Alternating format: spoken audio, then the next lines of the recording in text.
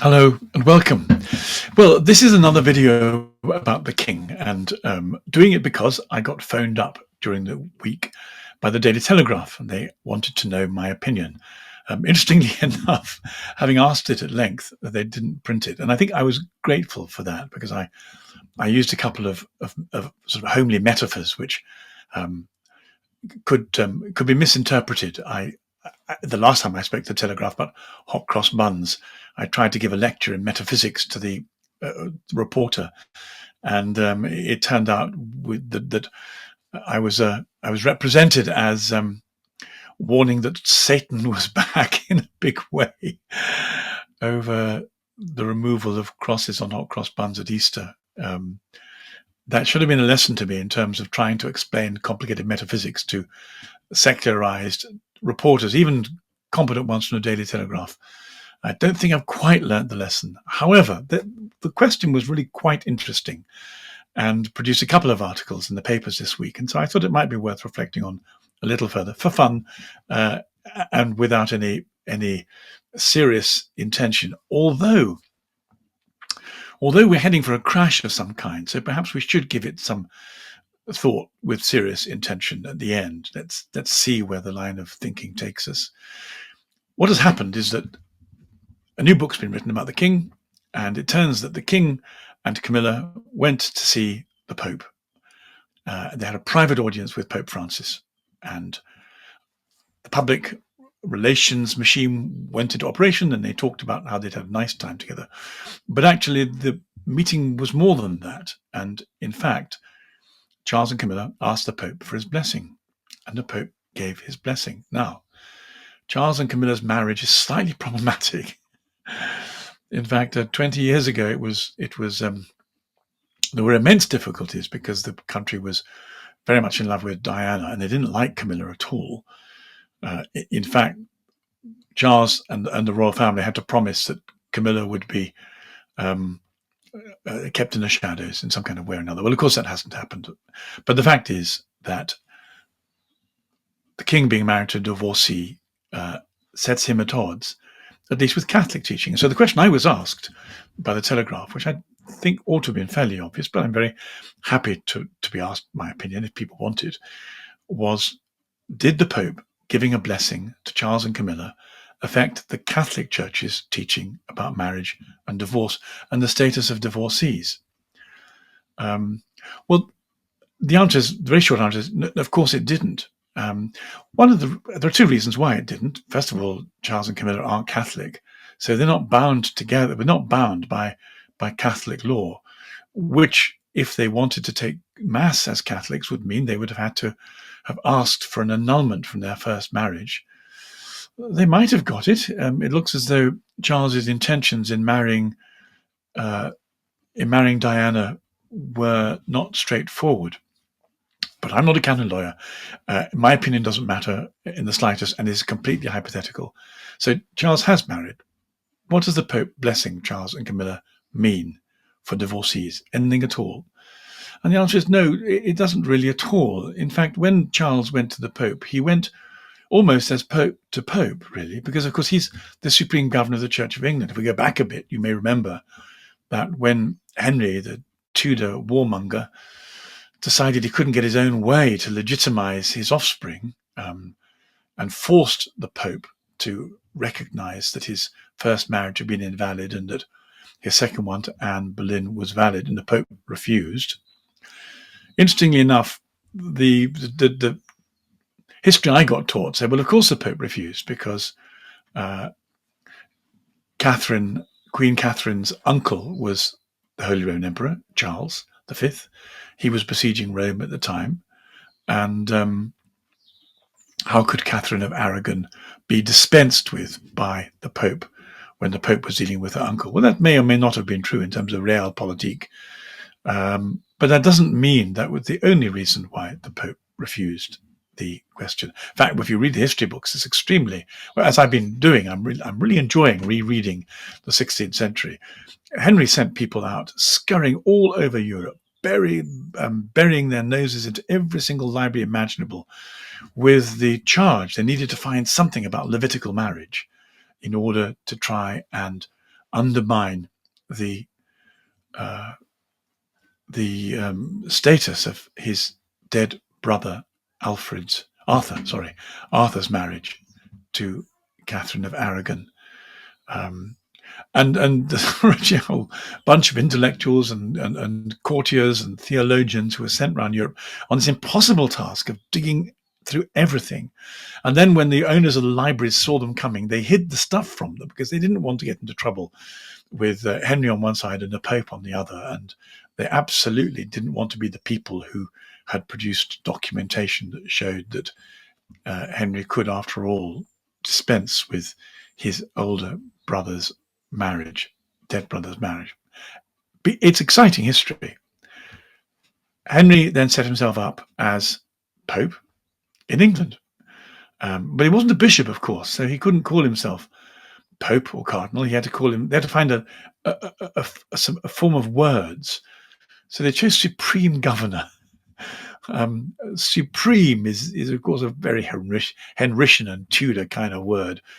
And the governor is interesting because it raises the question of what authority the governor had over the archbishops and the bishops and the clergy.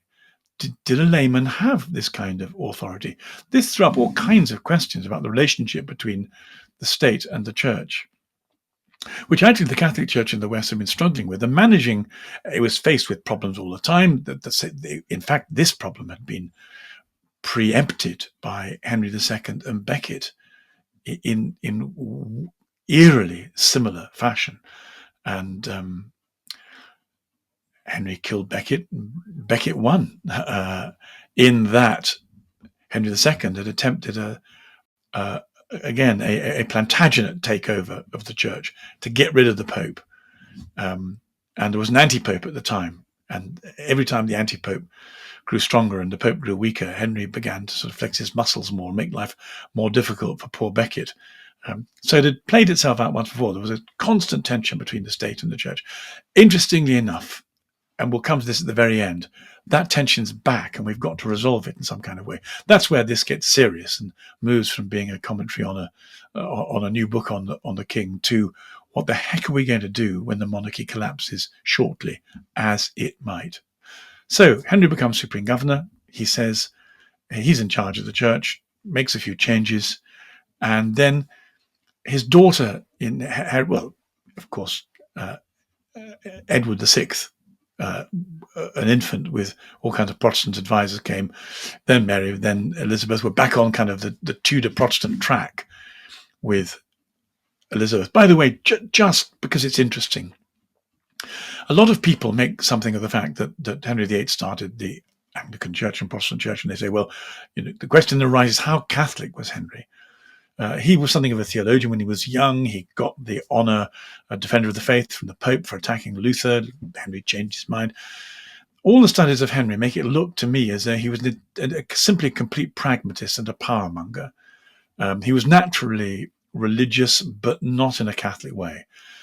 He was used to Catholicism. He was used to the ritual. But, and here's the critical thing, and this affects Anglo-Catholics as well in this country, the real question is, did he submit to the church?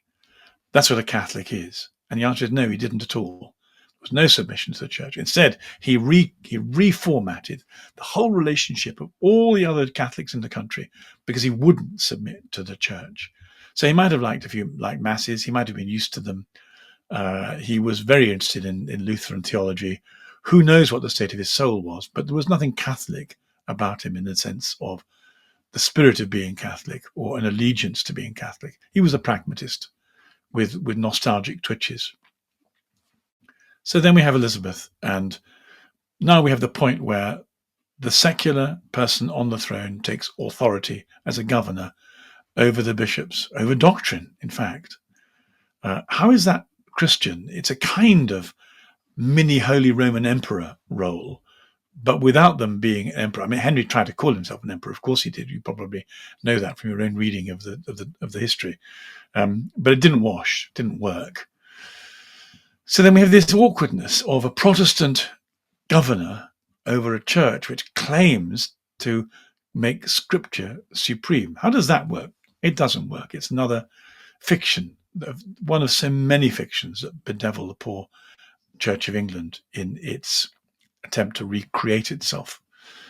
And so this then rolls down the years until, of course, we get to the end of the Stuarts, James II, and then Parliament steps in and says, we're not having any more Catholics, any threat of any Catholic. James II wanted to become Catholic.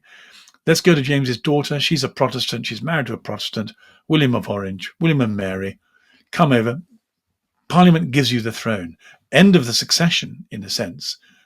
Of course, there's a degree of succession, but Mary wasn't the right heir.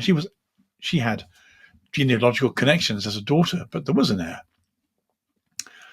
So the question was then, who is the Catholic heir to the throne? And the answer is, he's Prince Franz of Bavaria. He's born in the 1930s. He'll die soon. And his younger brother is Prince Max of Bavaria. It sounds like a film, really. And Max has a daughter called Sophie, who was born in 1967. So she's about 13 years younger than I am. And Queen Sophie would be the Roman Catholic Stuart legitimate monarch if the invited Germans that came from, first of all, William and Mary, but then Hanoverians, crash. Are they going to crash? Let's go back to the blessing that Charles and Camilla had. Was the blessing given by the Pope to Charles and Camilla as a couple, and thereby legitimizing their divorced marriage? And the answer is no, it wasn't. And we know this partly because Fiducia Supplicans, which sought to begin to change the way in which the Catholic Church looked at homosexual relationships. We have this very dodgy man, Tuccio Fernandez, cardinal, given in charge of the CDF, as it was, what was the Inquisition, the doctrinal hub of the Catholic Church. And he wrote this ambiguous document which suggested that people could come to clergy as couples and get blessed as individuals, because surely you can only bless individuals if you're not doing a liturgical blessing. And so this was intended to creep in, to begin the whole process towards homosexual marriage. At least it was for the activists. Was that what Tuccio and Pope Francis intended? Well, they had to be open to it, or they wouldn't have done it. But one of the ways of holding the Orthodox off and saying, no, if under Fiducia Supplicans a gay couple approach a priest and ask for a blessing, when he blesses them, he's blessing them individually. He's not blessing their union. That's what it means. Well, that then applies to Charles and Camilla. If they asked him for a private blessing, they were not asking for their marriage to be blessed. They were having an individual blessing each. Pope Leo has to revisit Fiducia Supplicans to deal with this ambiguity. We don't know what's going to happen. We await in excited trepidation. But let's go back to Charles. There are people on the internet who are saying Charles is ill. He's not very well. He's preparing for William to take over. There could be a coronation next year. I think this is all speculation to get hits. But what will happen? Because part of the problem is Charles is not a very good supreme governor of the church. There's no evidence that he's a conventional Christian. He's interested in religion in general, and he's something of a relativist. He makes no distinction effectively between his own faith and, as we've talked about time and time again, his affection for the so-called Abrahamic religion of Abraham. But he's a bad supreme governor because he ought to be a Christian, a confessing Christian, an exclusive Christian who loves Jesus, and I have to say, who looks after the interests of Christians in this country. And when you now can't fly a Christian flag, which is the flag of St. George, when you get arrested for that, when you get arrested for street preaching, when you get arrested for praying near an abortion clinic, the king is not doing much of a job in being a king to his subjects. And a lot of people are saying in the same way that the government is illegitimate because it's not governing for the subjects, it's governing for illegal immigrants. Then the king is also illegitimate because he's not reigning for his Christian subjects. He's reigning for himself or for some abstract ideas. When he dies and William comes to the throne next summer, 5 years' time, who knows? William's problem is he's got no interest in religion at all. He's I've no idea which gen he is. I lose track of the X, Y, Z, Z's and beyond. But the fact is, for the moment, at any rate, God bring him to faith. God bring him to salvation. God bring him to knowledge of Jesus. Uh, he's got no interest at all. And it's going to be an awful stretch for him to make the promises that he's going to be required to make to be king. And there's going to be a point when the reality of the situation and the theory of the situation are just stretched too thin. It got close to it with Charles. It might snap with William. What would happen if the monarchy fell? The monarchy and the Church of England are inextricably built together. Disestablishment's never been a real option because the number of years it would take to undo 500 years of Privy Council legislation, it would be too difficult. It could only really be done if there were we declared a republic was declared. The kind of Gordian knot approach was taken. But what are we going to do when there's an issue about who the king is, and can we even have a Protestant king who doesn't believe anymore? Will Protestantism morph into agnosticism or even atheism, depending on how brave or convicted William is? The thing becomes ridiculous. Might we be given the choice of a Catholic king or a queen? Should Queen Sophie be approached and say, well, the Protestant experiments ran out of steam. They should never have been put there by Parliament in the first place. Parliament put them in. Parliament can take them out. What if Parliament decided to do that? What if Parliament, under the influence of the new Gaza independence, produced an Islamic party which had held a balance of power in a hung parliament? That would be really interesting. That would be, now, if you've read the book Submission by Houellebecq that came out on the day of the Charlie Hebdo murders, he imagines a similar situation to that in France. He imagined it at a previous election where the left was so determined to beat Le Pen that they entered that the Islamic party, having taken to politics and made an Islamic political party, the left entered into a coalition with it and the price of the coalition was education. It's not inconceivable. We have an Islamic party now. They won't tell you that, of course. They keep on telling you these are the Gaza independents. They may very well be, but they are a Muslim party. And it's not inconceivable they might hold a balance of power. What if their price was some form of replacing of the monarchy with an Islamic caliphate? I'm speculating. I've no idea. They may have other prices. But one of the things we ought to prepare for is to have to struggle. I use the word struggle rather than fight in case I misunderstood. To struggle for what remains of Christendom. To struggle for the institutions and the structures. And the problem is we've been let down by Protestantism. It's run its course. We've been let down by the Church of England, which doesn't seem to believe anything anymore and has produced senior clergy of an unimpressive caliber. We've been let down by the Constitution, such as it is, an unwritten Constitution. We've been very badly let down by this present government, who are exercising their grip on power in an increasingly totalitarian way. We're heading for some kind of crisis. And I suppose one of the things that I want to do is to reflect on how the different elements come together in this crisis. Will the monarchy survive? Would the monarchy survive better if it was a Catholic monarchy? What if we had an Islamic monarchy imposed upon us by the party that held the balance of power? Do the English care about their country anymore? Will they struggle, better use that word, for their country? Is Professor Betts of King's London right when he says we've already begun the civil war that's coming? If we have begun the civil war, we better know what we're struggling for, because if you don't know what you're struggling for, you're going to lose. I think one of the things we're trying to do with those of us who comment on this issue is to try and prepare ourselves for these questions as they arise. So forgive the speculation, but we have to speculate to prepare ourselves for the difficulties that we're in. Thank you for coming on this journey. If you're willing, would you please consider subscribing to my Substack?